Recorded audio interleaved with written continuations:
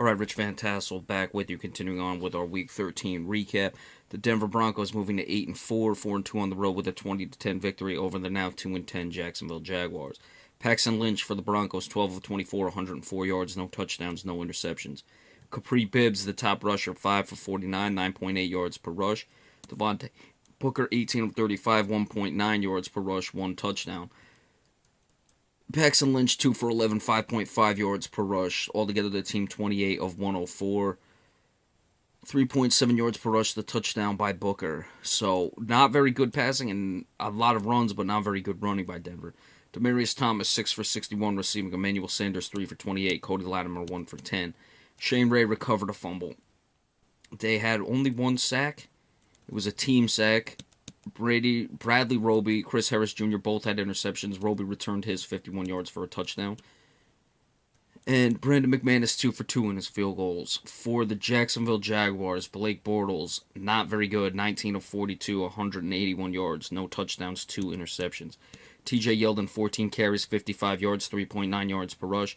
Denard Robinson, 7 of 53, 3.1 yards per rush. Blake Bortles, 2 for 29, 14.5 yards per rush. He had a rushing touchdown. Marquise Lee, 2 for 10. The team altogether 38 of 154, which is 4.1 yards per rush, 1 touchdown. They stuck with it. They didn't run great, but they at least tried it in this game, but they still threw the ball 48 times in a 20-10 game that they never really got down that much to begin with. They were down 2 touchdowns at a time, but they never had to completely abandon things. So, again, that's the story of the Jaguars season right there. Neil Sterling, top receiver, 5 for 43. Marquise Lee, 3 for 34. Brian Walters, 3 for 31. Allen Robinson, 3 for 31. Blake Bortles lost a fumble. They had 2 sacks. Derek Marks and Telvin Smith. No interceptions. And Jason Myers 1 for 1 in his field goal. So Denver, this may be how they're going to win games. They can get turnovers with that secondary. Like I said, I picked Jacksonville. I thought that with the rookie quarterback, Denver was going to struggle. They did at points. Paxton Lynch was not good, but they were still able to get the win. Jacksonville just frankly is not that good of a team. Denver, though, with the rookie quarterback, can they continue this up? It's one thing to have Peyton Manning not making plays because you can still get a play out of him with that defense. It's another thing to have a rookie quarterback. We'll see. They're 8-4, still keeping pace in the wild card and in that division as well. But things are going to be quite tricky for the Denver Broncos moving down the stretch unless Paxton Lynch picks his game up. As far as the Jacksonville Jaguars, we've discussed it all season. Not running the ball well enough. Blake Bortles really not coming along. Game of the week, WEAK, and it proved it to some extent between the Bears and 49ers. The Bears winning 26-6. They moved to 3-9. San Francisco is now 1-11 and lost 11 straight. Blaine Gabbert 4 for 10, 35 yards, no touchdowns, no interceptions. Colin Kaepernick, who started, was 1 for 5, 4 yards, no touchdowns, no interceptions. Carlos Hyde running the ball, 20 carries, 92 yards, 4.6 yards per rush. Sean Drone 5 for 20, 4 yards per rush. Colin Kaepernick, 6 for 20, 3.3 yards per rush. The team 34 of 141, 4.1 yards per rush. They ran the ball 34, only rushed 15. I'm not going to get on them with the balance in this one. They were bad weather conditions. In Chicago, you would expect the team would be running the ball like that. Jeremy Curley, top receiver, 1 for 18. Vance McDonald, 2 for 9. Carlos Hyde, 1 for 6. Kaepernick and Joshua Garrett both lost fumbles. Jimmy Ward and Joshua Garrett lost fumbles. Kaepernick fumbled and was not lost. The team had 1 sack. Belonged to Amon Brooks, who's had a pretty decent year on a poor team.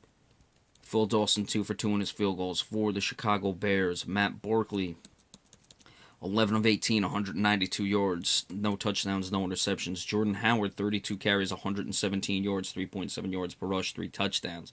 Joshua Bellamy, 1 carry for 12 yards. The team altogether 40 carries, 142 yards, 3.5 yards per rush, 3 carries. You're usually not running the ball 42 times when you're only running for 3.5 yards per carry. But like we said with the conditions, and Matt Barkley threw 18 times, so not surprising in that regard. Joshua Bellamy, top receiver, 4 for 93. Cameron Meredith, 3 for 67. Deontay Thompson, 2 for 19. Daniel Brown, 2 for 13.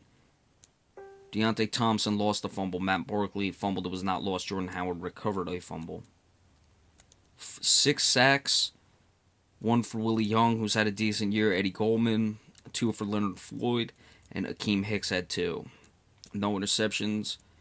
Connor Barth 1 for 1 in his field goals. So like we said in this game, poor conditions led to the poor passing games that you've seen. Matt Barkley, give him credit, played pretty well. Still like to see him in better conditions to see what exactly he has to offer in this league, because that's something that certainly Chicago will be looking at, because I don't think Jay Cutler's going to be there anymore. As for San Francisco, well, quarterback play was bad. It's tough to make out what exactly you would say about this game because, like we discussed with the balance, you couldn't be there when you had the conditions you had today. So they had to run the ball a lot more than the pass. So, but they're just bad anyway. So you take what you can do and move on from there. But San Francisco losers of 11 straight.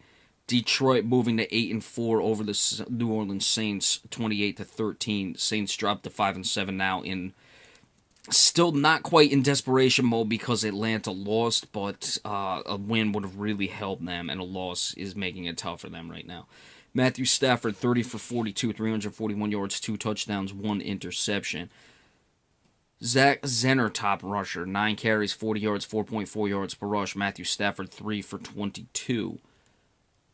7.3. Dwayne Washington, 7 of 21. The team altogether 23 carries, 85 yards, 3.7 yards per rush. I'd like to see Detroit run a little bit better. Golden Tate, top receiver, 8 for 145, 1 touchdown. TJ Jones, 3 for 49. Anquan Boldin, 4 for 40. No fumbles either way. 1 sack. It was Devin Taylor. Tavon Wilson, Miles Killebrew, Glover Quinn all had interceptions. Matt Prater, 5 for 5 in his field goal attempts. Drew Brees, 31 of 44, no touchdowns, 3 interceptions, 326 yards he had. Mark Ingram, 7 carries, 37 yards, 5.3 yards per rush. Tim Hightower, 2 for 5, 2.5 yards per rush. The team altogether 12 carries, 50 yards, 4.2 yards per rush. John Kuhn had a touchdown. Kobe Fleener, top receiver, 5 for 86. Brandon Cooks, 7 for 73. Tavares Cadet, 5 for 53, 4 for 42 for Michael Thomas. 2 sacks, one of them Sheldon Rankins, the other Donnell Ellerby. No interceptions. Will Lutz, 2 for 2 in his field goals. We've seen this in some games where Brees has put a few too many interceptions on the board. It was the case again here. Matthew Stafford played very well in this one. Like we said, I'd still like to see Detroit run the ball more. Their defense starting to come along well.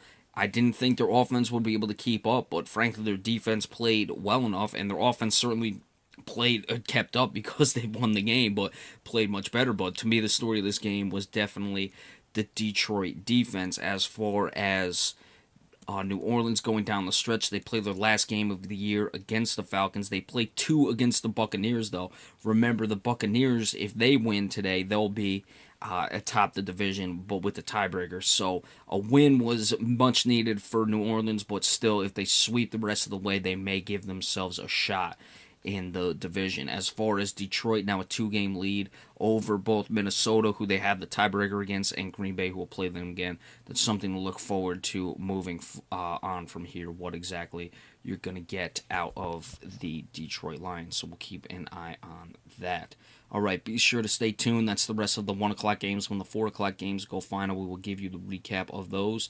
We will see you in a little bit. Thanks so much. Have a good one.